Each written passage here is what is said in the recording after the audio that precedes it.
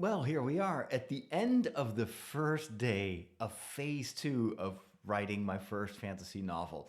It is the 1st of February. It's day 32 of my journey towards writing that first novel.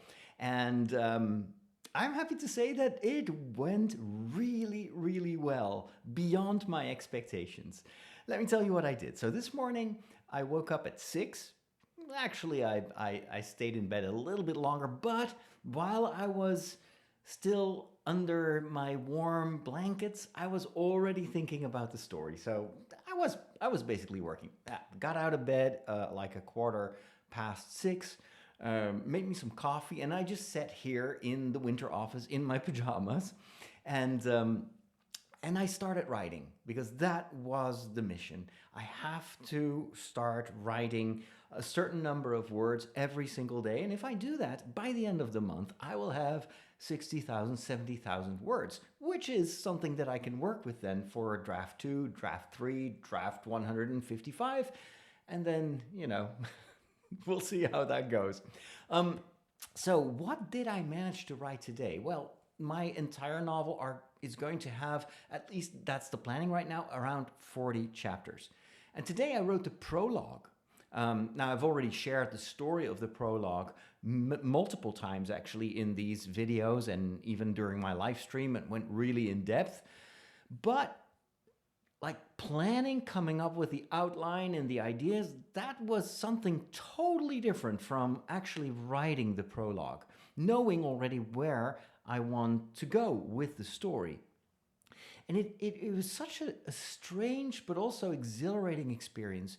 It felt as if I stepped into this world that I've created in my mind. And for the first 3 hours, because I worked from 6 to 9. At 9:30, I had my running group, so there was a hard stop there. But for 3 hours, I felt like I was in that village where the antagonist does his first evil deed. And 3 hours, that's quite a bit of time to wander around. And I literally, that's what I did. In my mind, I was there. I was on the road.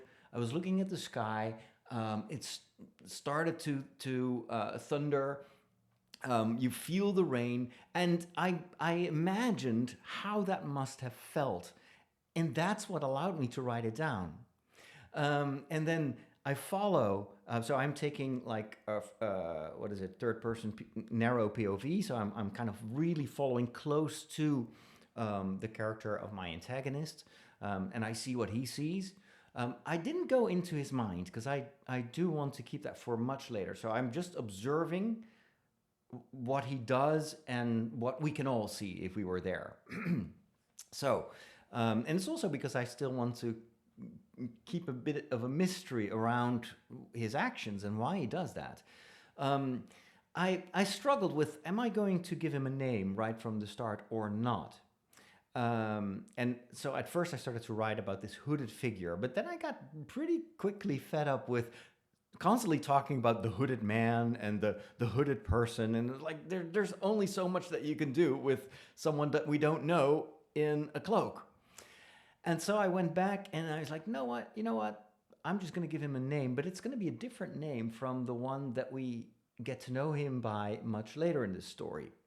And so we know that his official Latin name is Furtivus, which means thief. And then I looked up, so what is the old Irish word for thief?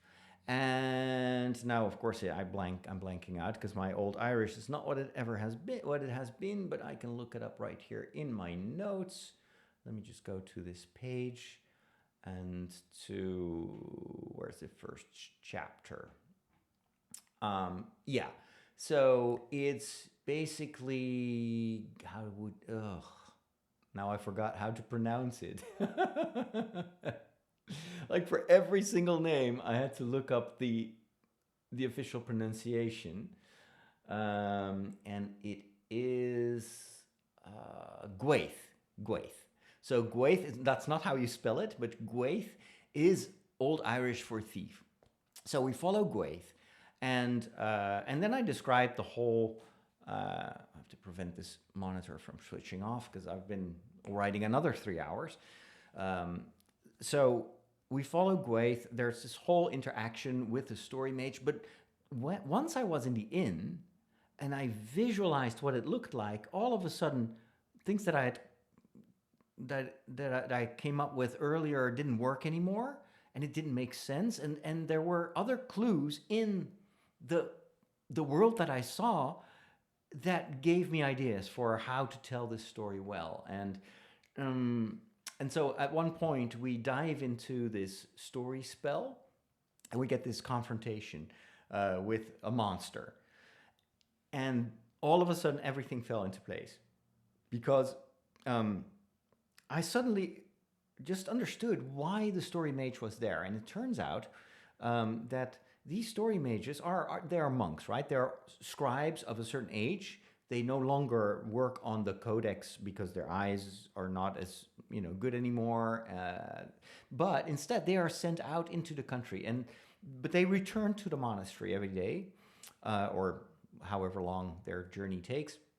And in the monastery, they pray, and then they sense where there is danger, where there's impending doom. So it's kind of like the gift of prophecy, but it's kind of, they know where to go, but they don't know exactly what is menacing the people. And they go there, and this is, because that was the big question, like, why are these story mages casting these story spells? What's the use? Is it just entertainment? There has to be a reason. And so I figured, well, you know what if they sense that something bad is going to happen, and they go there and they bring everyone together, they cast that story spell, and in the story spell there is a metaphor of this danger. And the story mage, together with the people that are part of the spell, they defeat that metaphorical danger. And this gives them hope, it gives them strength.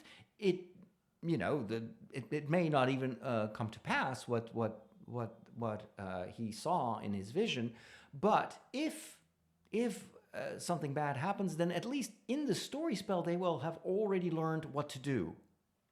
So I can play with that. And so anyway, that was a very important plot point for me, to understand what is the mission of these story mages. And so it's always very specific why they go to a certain place, and it determines what kind of story they will tell, because the story has to be about that danger. Anyway, so that was kind of a breakthrough.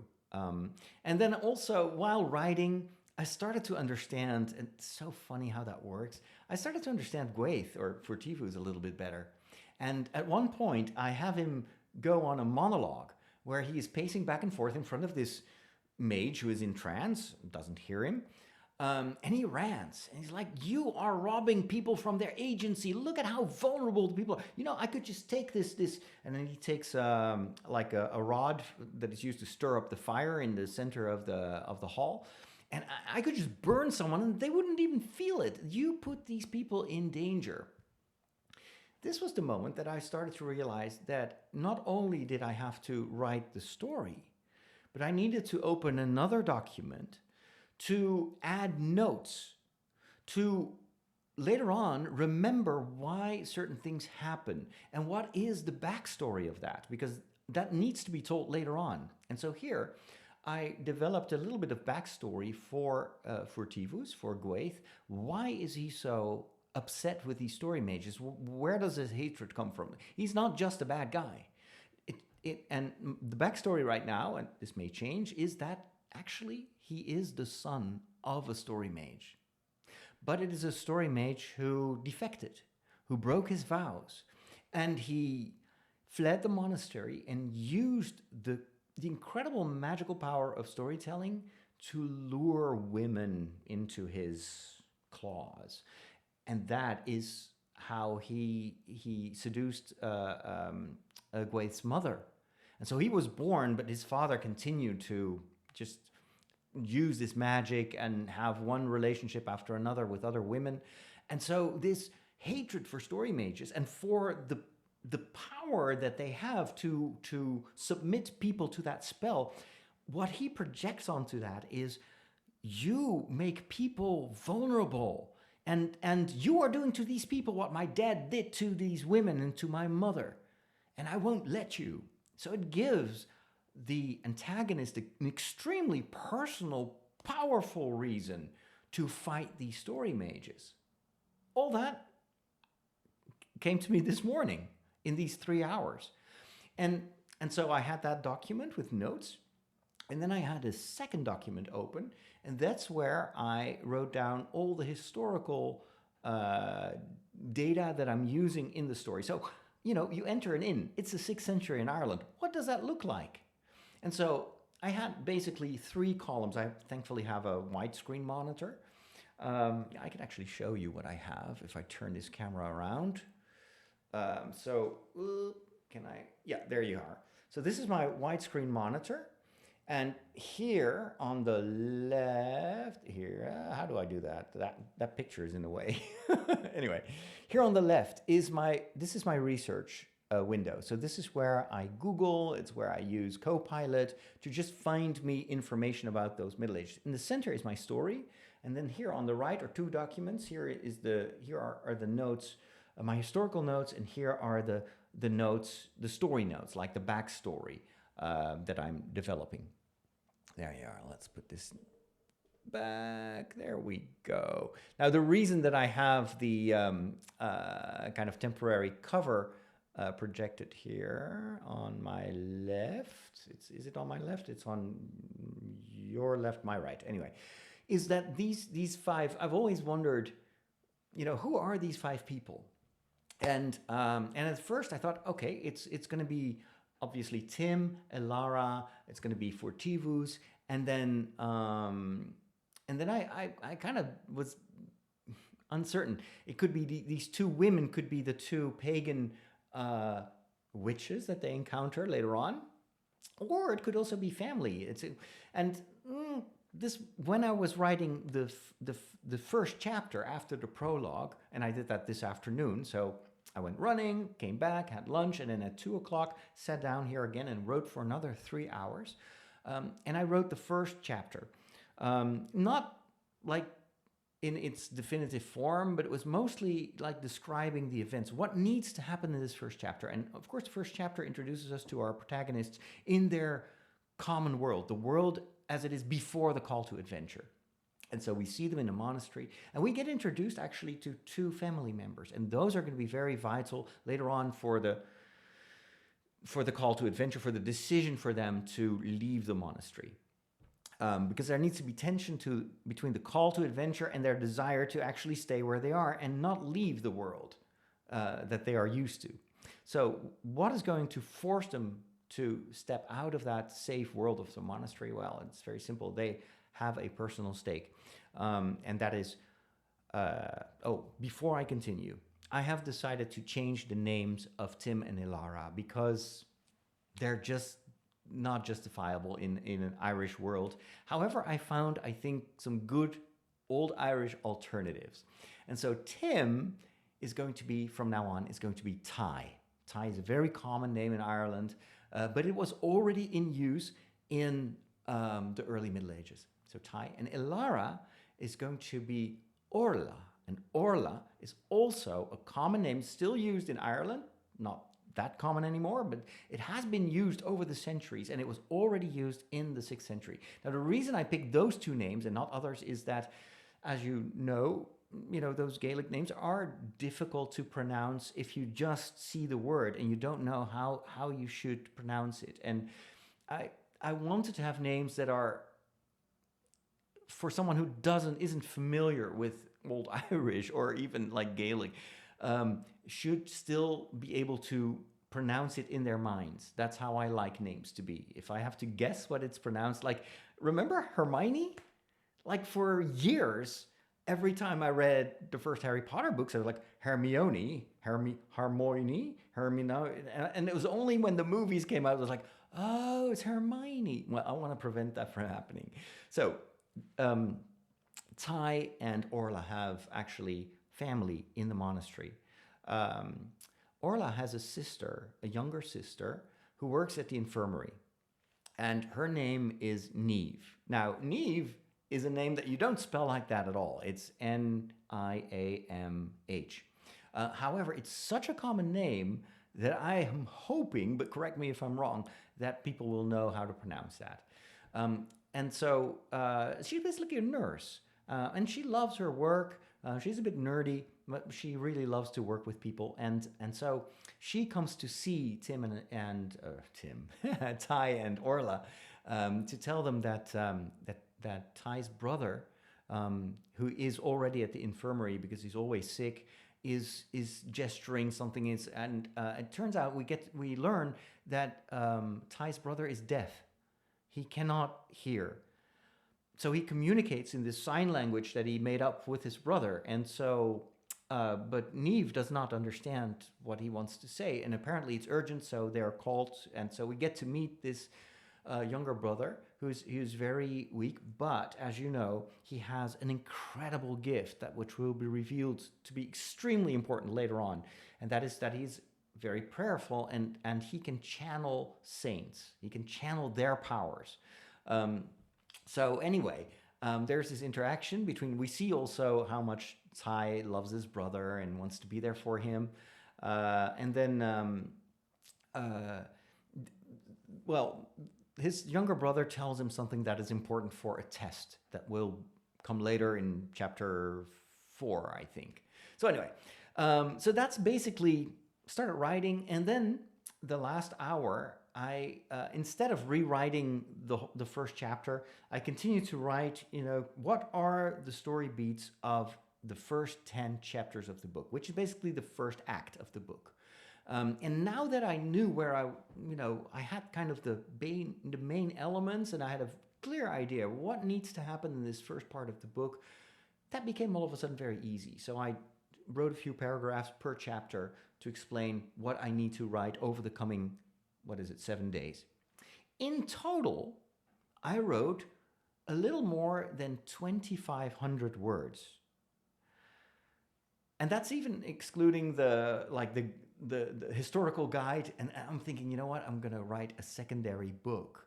And that's going to be my giveaway for early, how do you say that? Pre-orders or something like that. You basically get my little historical guide, which will help you to learn what is real and what is fiction. And I'm already gathering these notes. So I'm thinking I might as well just write that little historical guide. And then it adds so much more value to the story, I think, if you know a little bit about the historical background. And, it's work that I am already doing, so why not? Anyway. So this book can be used in any classroom. It's going to be part of my pitch. 2,600 words, let's say 25, times 28 days in the month of February brings me to a total of 70,000 words. How awesome would that be? Now, I know that every day will not be like this day. But I'm super encouraged to see how much this process of writing, I'm discovering how it works. It's basically you envision, it's like a movie set before you start shooting, and you walk around there and you're like framing the shot. Oh, I can do this, I can do that, and this will be cool. Let's move that prop here.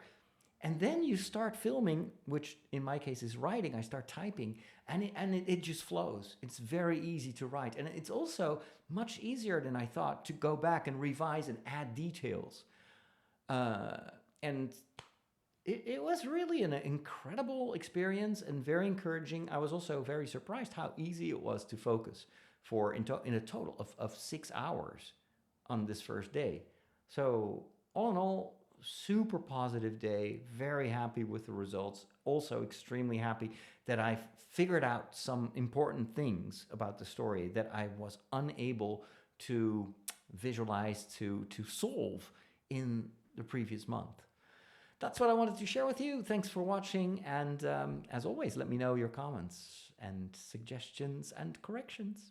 See you tomorrow.